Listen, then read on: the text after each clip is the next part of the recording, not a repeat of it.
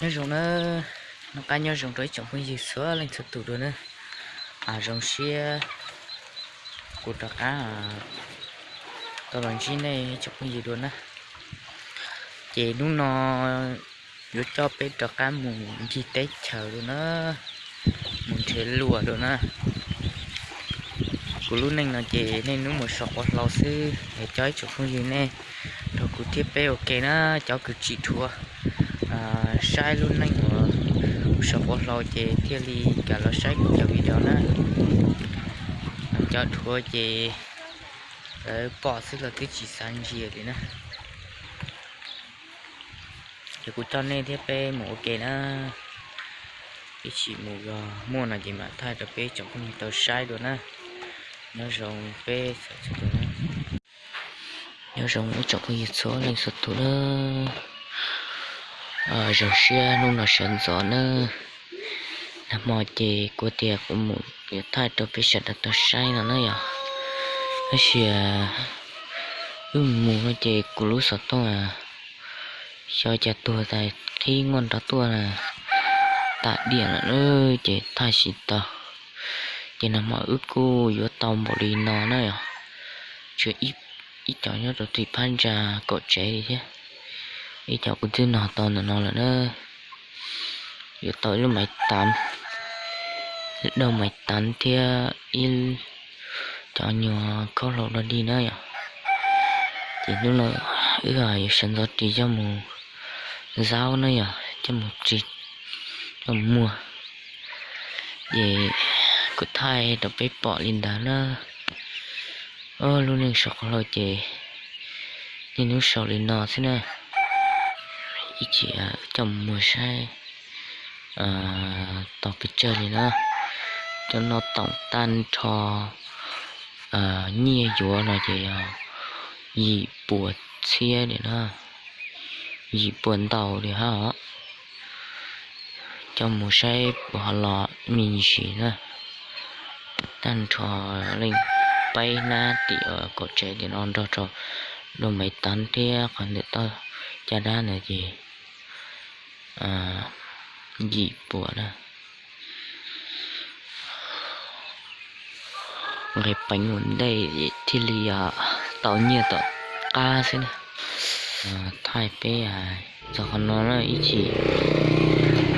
chỉ một tuần để theo mua thì mà đi cho cá thay được bé cho bình tàu say được để nhớ sống nó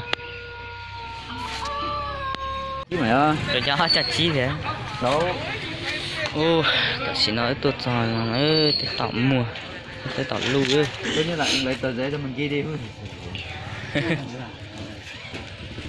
quá ơi 948 mà nha mấy cái này 15 cân nhân 11 không đúng cái kia không đúng rồi còn 615 cái kia 60 cộng cân lại lúc nay em bảo là một tí lại cân lại 25 hay 15 25 chứ 15 là cái này thôi 15 là cái này thôi cũng là cái cục 164 ghi từ nhiều quá rồi em còn nhớ kia ảo thôi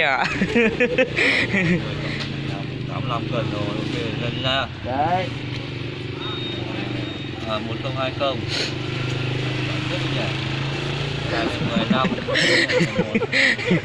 165 rồi nha 165 cộng 11 hết ta tỏ lưu chỉ khó chỉ muốn đã sâu về ít bia chính cho là gì biết tính dụ cái dép đấy lon nhá Z đây là dép trắng hay là rộng nữa Z tổ ông chứ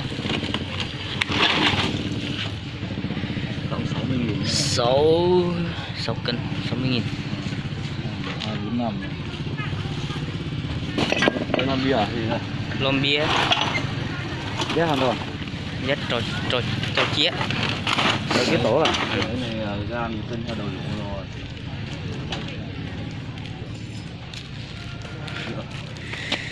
ủa chắc chỉ lo cân xe đâu nổ ê người tiền cắt luôn cái này lon nữa mà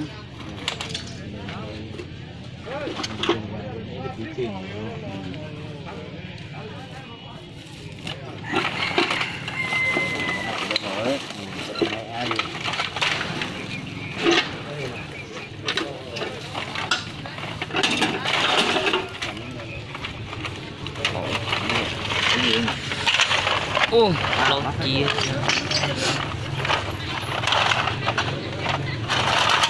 nè luôn ta lên kia mày không đây là nhôm. cái này luôn Ừ nhỉ.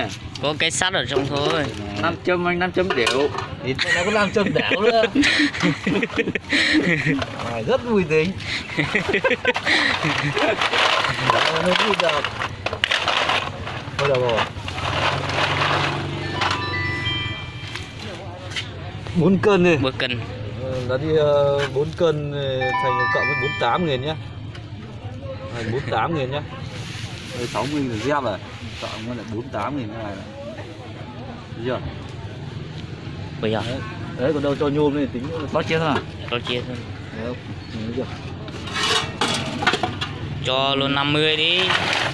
Còn 2.000 kia cho luôn 50. Đấy, nó vẫn cứ số lẻ này thôi mà. Nó vẫn còn số lẻ yên tâm tổng lên này chứ không phải đâu, không phải lo. Còn 2.000 kia thì 3 cân tròn thôi. 3 cân Tính cho. 3 cân đi. Cộng với lại chi 90.000 nữa nhá. Đấy. Có Lôn này ăn quá rẻ rồi anh ơi. không rẻ đâu thì so với trên này nó lặng Vô thì nào. Trên lưu cho nhau. Cho nên chỉ số đó là Chỉ số 3 cân cộng với lại với 2.000 nữa là 36 à? cái này á. 3 cân là bao nhiêu tiền? 3 cân cái này nó là hàng ấy lên ra nó chỉ được 25 thôi. Nhờ. 35, 15, 85 gì. hai số đôi trên đó rồi. Hết nha. Như kiểu chi những cữ giờ họ 1468, 1470. Ok chưa? 8 năm gì cho chỉ là tao đôi này đánh chia sẽ đánh đôi chia họ nhau cổ chuẩn tao đôi nhau phải chụp đôi chuẩn nó siêu rồi. Coi như những món ăn to, muốn có những xí nào đó. Rồi mình có chí mà gì cho họ chiêu mà. Những cái gì cho trí được là. Tên hay cho chí phải chia nào. Hay chia này có chí nào. Cái chiến này người chi không? Bơi không? Dần. Ờ, Phải chia nào. Tôi giờ chí nào.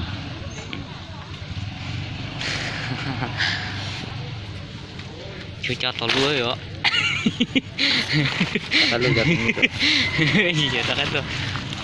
Còn bao này chưa cân nữa. Cân.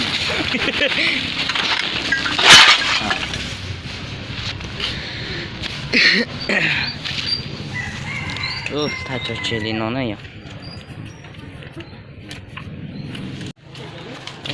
Đánh nhiều.